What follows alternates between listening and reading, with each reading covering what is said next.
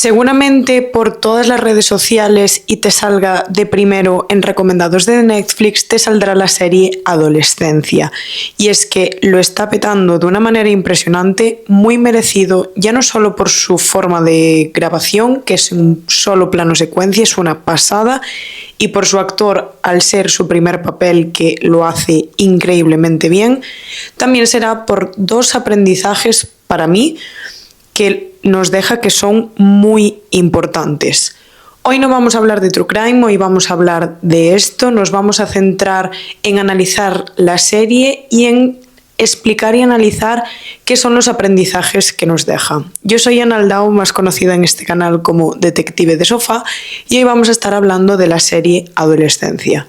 Así que no me enrollo más. Vamos con el vídeo. Como siempre, si os gusta este tipo de contenido y os gusta mi canal, os invito a suscribiros, que le des like, que lo compartáis y que le deis a la campanita para que os notifique cuando subo vídeo. Ahora sí, me cayó la boca, vamos allá.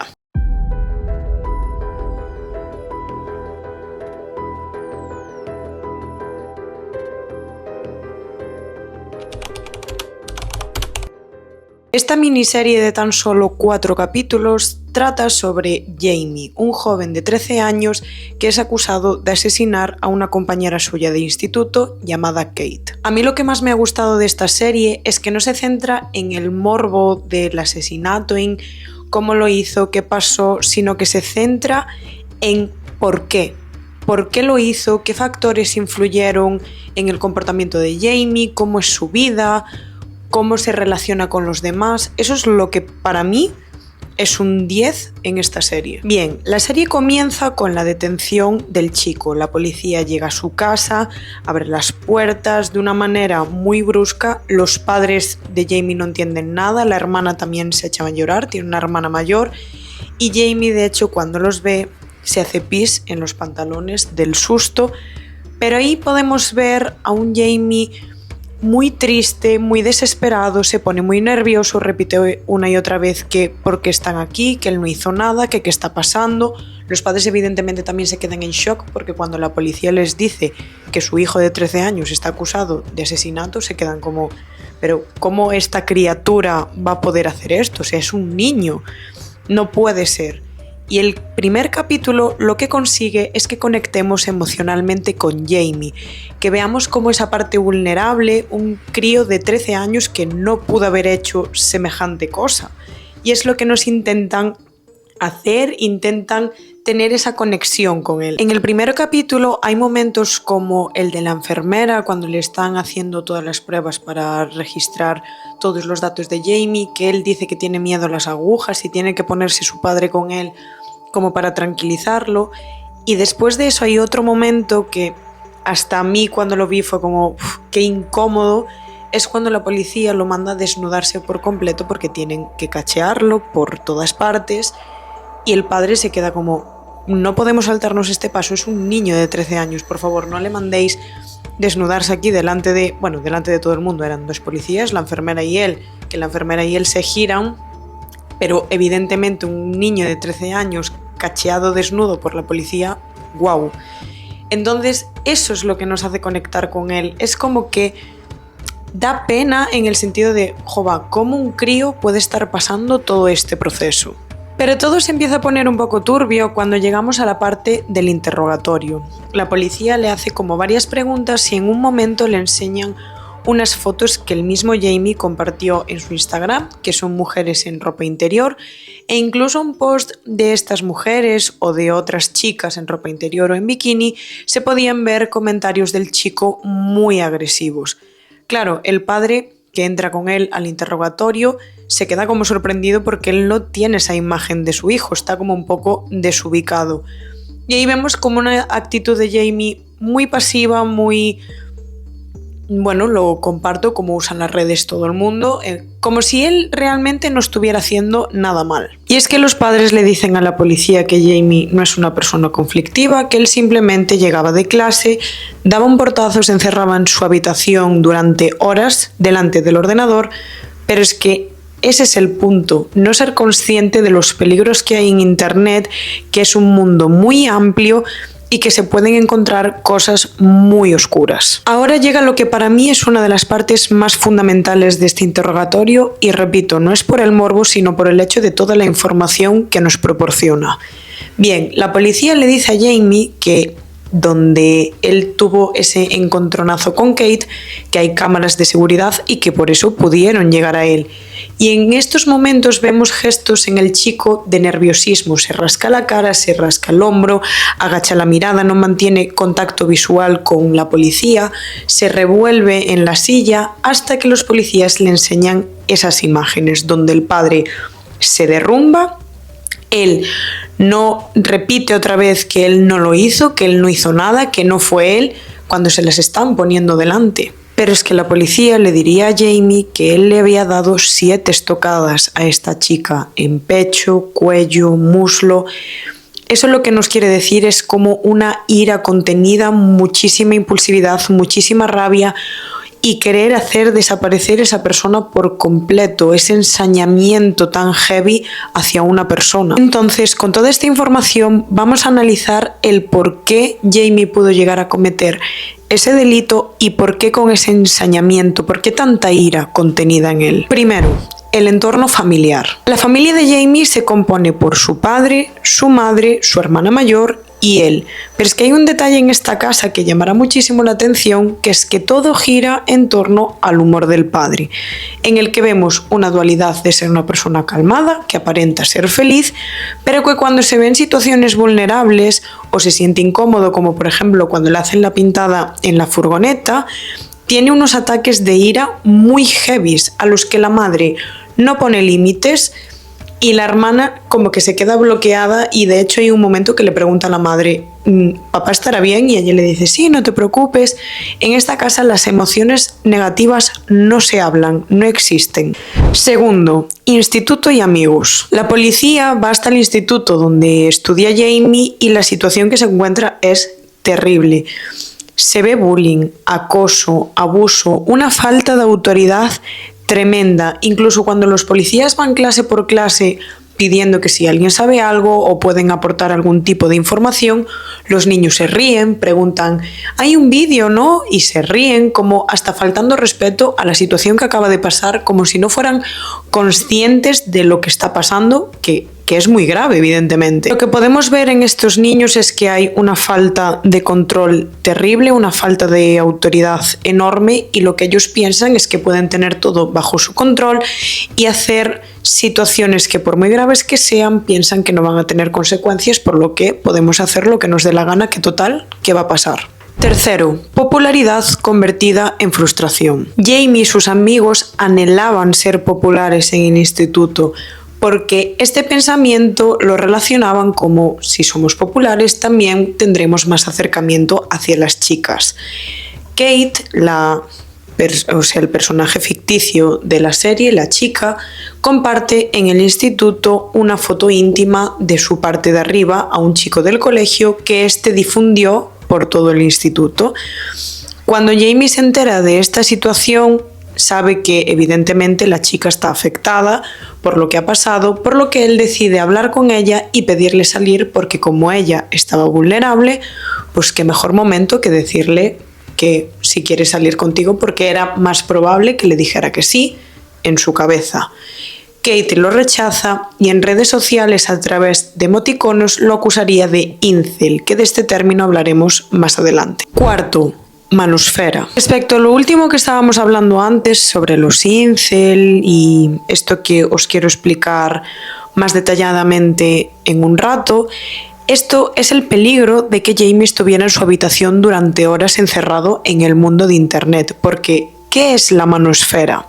La manosfera es una red de sitios web, blogs y foros en línea que promueven la masculinidad enfatizada, la hostilidad hacia las mujeres o misoginia y una fuerte oposición al feminismo.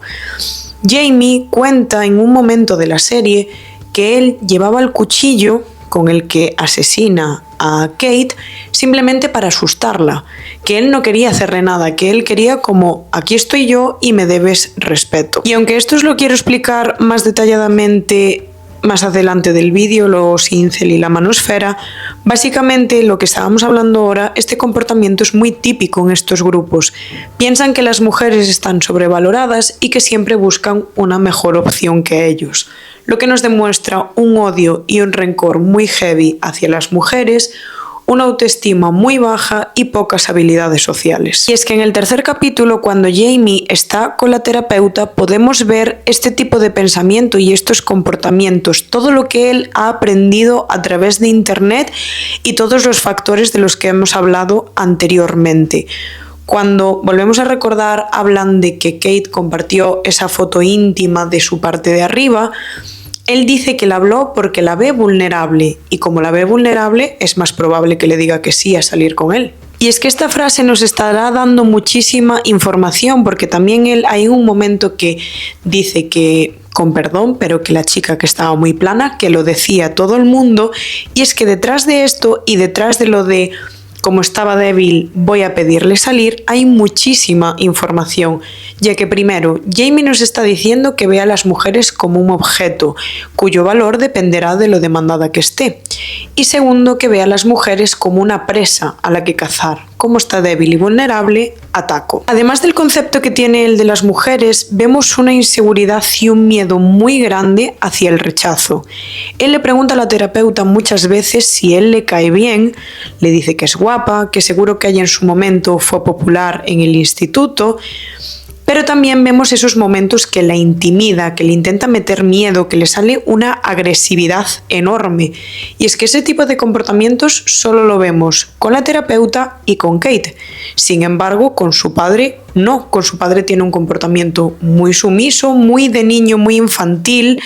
No le sale ese tipo de agresividad. Viendo todos los factores y todo lo que ha podido aprender Jamie a través de internet, la conclusión que sacamos es que Jamie es un niño que quiere ser adulto, que no sabe muy bien cómo y que para él un hombre es aquel que seduce a muchas mujeres y es autoritario.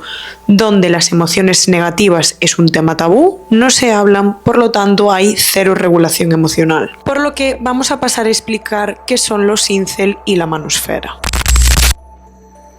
Bien, como ya habíamos comentado anteriormente, la manosfera son blogs, portales, webs que promueven la masculinidad enfatizada, una hostilidad tremenda hacia las mujeres y una gran oposición hacia el feminismo.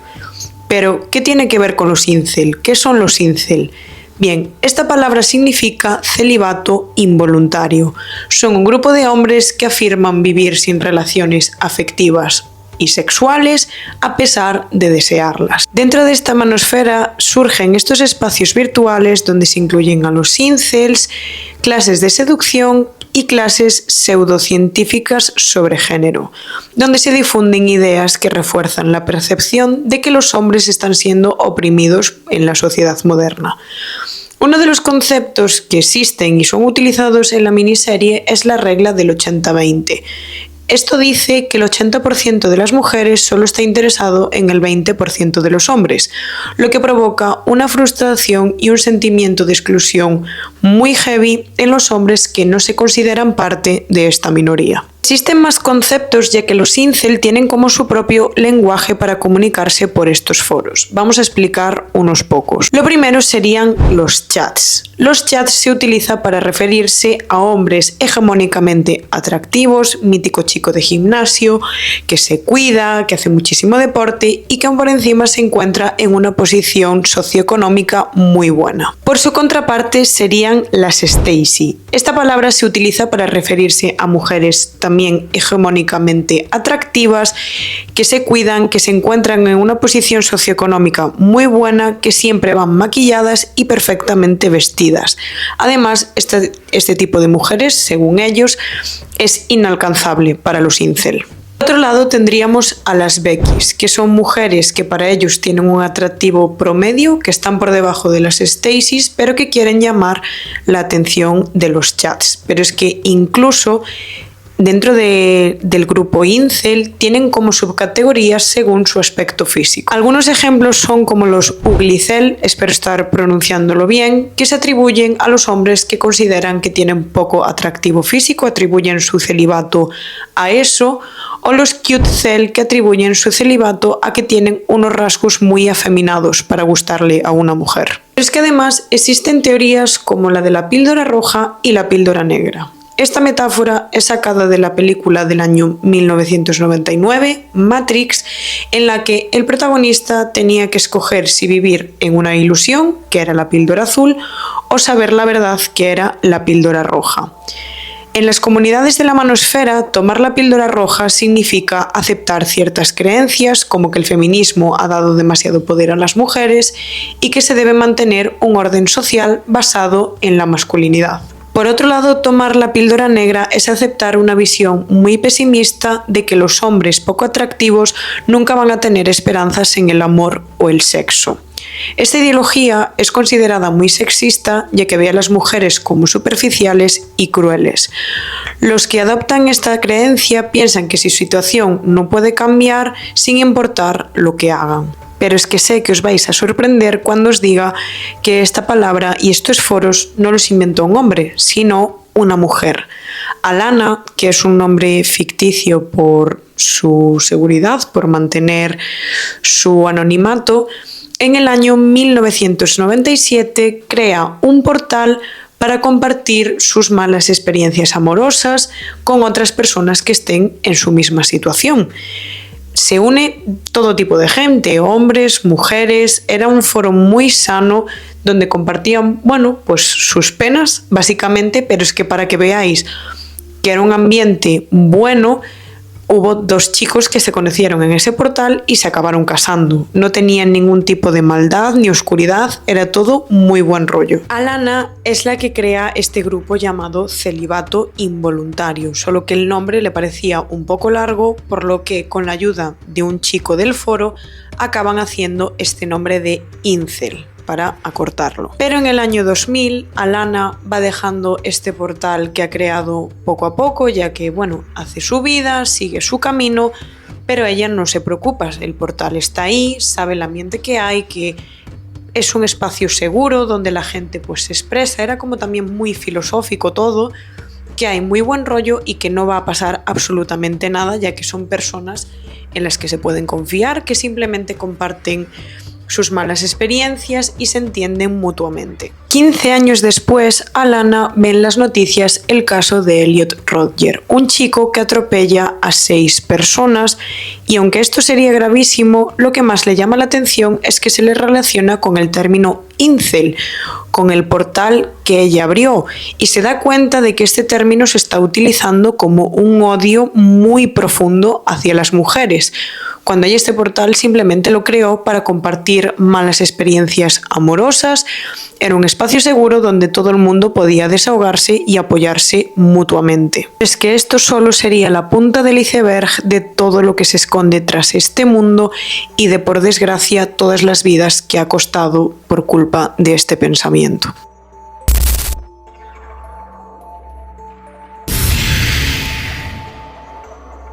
Como acabamos de mencionar, Elliot Rodger era un chico de 22 años que el 23 de mayo de 2014 asesina a 6 personas y deja a 14 heridas en un ataque premeditado en Isla Vista, California. Justo el día anterior había subido un vídeo a redes llamado Retribution y dejaría un manifiesto de 100 páginas en el que expresa un odio profundo hacia las mujeres, pero también hacia los hombres sexualmente atractivos. Rodger se describía a sí mismo como una víctima de la injusticia sexual y decía que merecía la atención y el afecto de las mujeres por encima del resto de los hombres. Su discurso se basaba en el resentimiento y autovictimización y era considerado un líder por muchos otros incels. Hi, Elliot Rodger here. Well, this is my last video, the day in which I will have my revenge against humanity, against all of you. For the last 8 years of my life, I'm still a virgin. It has been very torturous.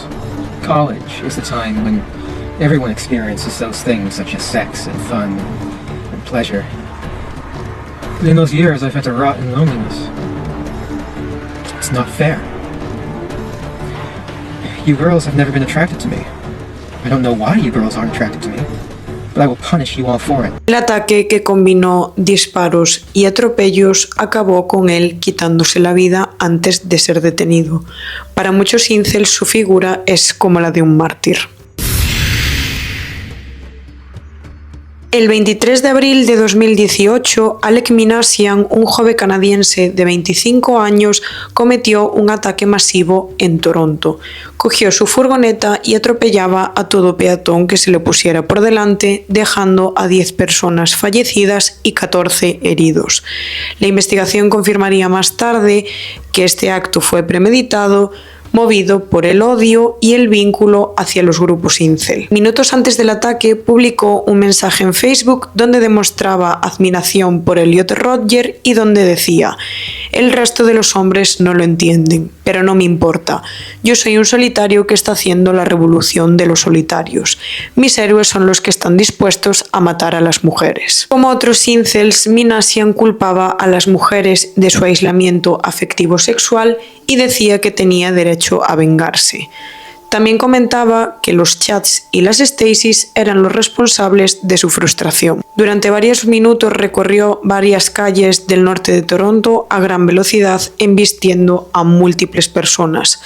Más tarde se bajaría del coche, lo detendrían sin oponer resistencia y en su interrogatorio sería muy colaborativo, pero también no se le vería ningún tipo de remordimiento, admitiendo que había buscado inspiración en los grupos incel. El 13 de noviembre de 2018, Scott Byerly, un hombre de 40 años, entra en un gimnasio de yoga de Tallahassee, Florida, asesinando a 2 mujeres y dejando a 6 personas heridas, para después quitarse la vida antes de ser detenido. Byerly había expresado en varios foros incel y en varios vídeos su resentimiento hacia las mujeres que lo rechazaban, según él, por su poco atractivo físico. En sus publicaciones su discurso era misógino y despreciaba a quienes no se ajustaban a su manera de ver las relaciones. Como hemos visto antes, los grupos incel se basan en esto, ya que Scott también culpaba a las mujeres de su aislamiento afectivo sexual y justificaba la violencia como forma de venganza. Byerly disparó de forma indiscriminada, sobre todo yendo principalmente hacia las mujeres, para después quitarse la vida antes de ser detenido. Hasta aquí el análisis de la serie y todos los aprendizajes que nos ha dejado. Yo quiero hacer una pequeña reflexión porque para mí Adolescencia es la serie del año. Creo que nos ha abierto un mundo que mucha gente no conocía, lo que eran los incel, la manosfera, lo complejo y lo oscuro que puede llegar a ser Internet. Son grupos de gente que se retroalimentan los unos a los otros en la frustración, en el odio, en una concepción de la mujer totalmente equivocada, pero una concepción errónea sobre ellos mismos. Lo importante que es educar en las emociones, en ser escuchado, ser comprendido, poder expresar lo que le incomoda, lo que le hace sentir mal, para que esto después no genere las consecuencias que ya ha habido. Creo que además de todo esto nos ha dejado un aprendizaje muy importante, que es la adolescencia, que es un proceso muy difícil tanto para el adolescente como para los padres, ya que a veces comunicarse con personas de esa edad es muy complicado, llegar a ellos. Y aunque sé que es difícil, hay que intentarlo de alguna manera. Evidentemente cada uno es de su padre y de su madre, pero hay que intentar llegar a él de alguna forma, a él o a ella, de alguna manera, para que se pueda expresar, para que pueda decir qué es lo que le incomoda, qué es lo que le molesta, qué es lo que le gusta y lo que no le gusta, que pueda expresarlo y sentir que en el espacio que lo está expresando es totalmente seguro. Y que Internet al final es un mundo muy amplio donde puede haber muy buen rollo, gente con la que puedas compartir muchísimas cosas de manera positiva, pero que también se pueden compartir muchas cosas negativas y sobre todo a edades muy tempranas donde al final eres más influenciable y eres más vulnerable a los pensamientos de los demás, puedes llegar a creerte cosas que para nada es la realidad. Y evidentemente esto es un discurso y es un debate que se repite constantemente, el tema de las redes sociales en edades muy tempranas, pero es que es así, tiene que haber un control, tiene que saberse dónde navegan, dónde están, qué hacen, con quién se relacionan, porque es que puede llegar a acabar muy mal. Así que nada más, espero que este vídeo os haya parecido interesante y que se haya entendido, ya que sé que son muchos conceptos. Nos vemos en el siguiente caso. Cuidaros mucho.